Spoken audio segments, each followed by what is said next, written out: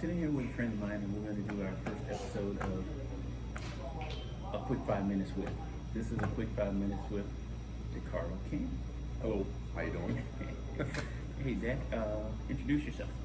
Well, my name is Dacardo King. I enjoy the game of golf.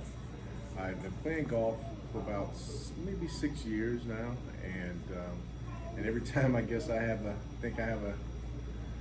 know what I'm doing, I just kind of figure out I have a whole lot more to go. I do rely on experience, and I do rely on the experience of others, and I really enjoy the game, especially as I get older. But I just enjoy the game. So that's a little bit about me. I can go into more, but we don't have all day. Okay. So how did you get started in golf? Well, actually, I got started by just listening to some of my friends talk about their golf play. And I'm coming from basketball. At one point, I didn't even think that golf was a sport. I thought that, you had a bunch of guys walking around on carts, getting a small ball. I didn't think it was a sport. But then I hooked up with this group, a nonprofit called Links to Freedom, for Belvoir. And they teach you how to putt, chip, and drive for about 8 weeks. And so I got involved in that, and I got hooked. Once I hit my first shot the right way, I was done. It was over for me. So that was about 7 years ago. So right now I'm still trying to figure it out, but I'm enjoying it while I do that. I'm sure people in the audience can relate to that. Yes, a lot of us can, yeah. So I relate to that because that is kind of how it is. Once the ball do what you thought it was going to do, that is an amazing, high for you. I mean, it just makes you think that you can do it every time. Every time. You of course can, but that's what you feel like when you do it that first time. It's just like, I want to do that again. I want that to happen again. So, since golf is, like we say, is kind of frustrating at times, it's a love-hate relationship that we as golfers have with golf. What keeps you coming back? Well, what keeps me coming back is that I get better every time, maybe every 30 days, every 3 tournaments or 3 games holes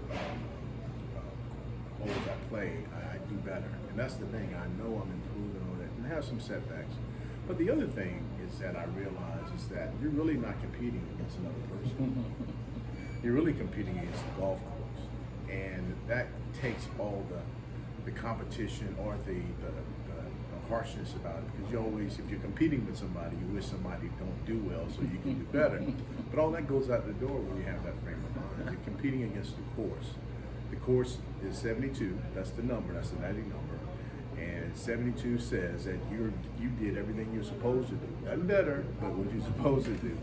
And so, they have a handicap system, which I'm sure Kurt in his subsequent videos will go into, but it allows you to gauge yourself according to where you're supposed to be, and I think that's the best part about it. You're not really competing against a person, you're competing against the course. I mean, these are some wonderful courses, and it's fun. You're out in the fresh air, you're talking, you're making fun of each other, but it's as you get older, it just makes it more enjoyable as I play it.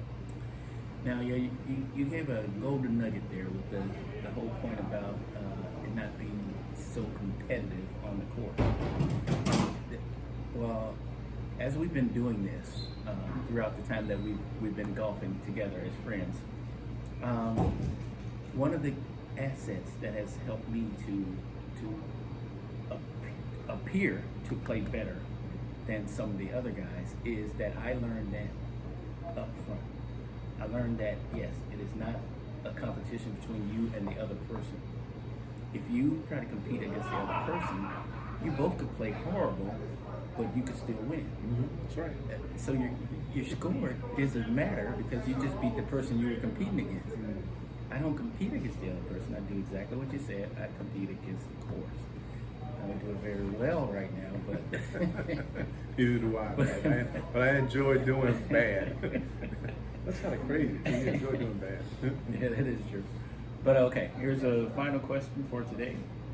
Who is your favorite PGA Tour golfer not named Tiger Woods? Okay. Well, Again, I keep, as you see, I have a little seasoning. As I get older, even from the very beginning, I tried to, model my game with the professional, who does it well. And I went from Tiger Woods to Ernie Els to, Justin Thomas, those guys. But I kind of fell in love with the Champions Tour. That's the more older gentlemen, Jimenez and Fred Couples. And so Fred Couples, for me, that's my style. I like being able to keep it simple. He keeps it simple on his swing. He goes around and he comes back, and he does every club he swings it basically the same way.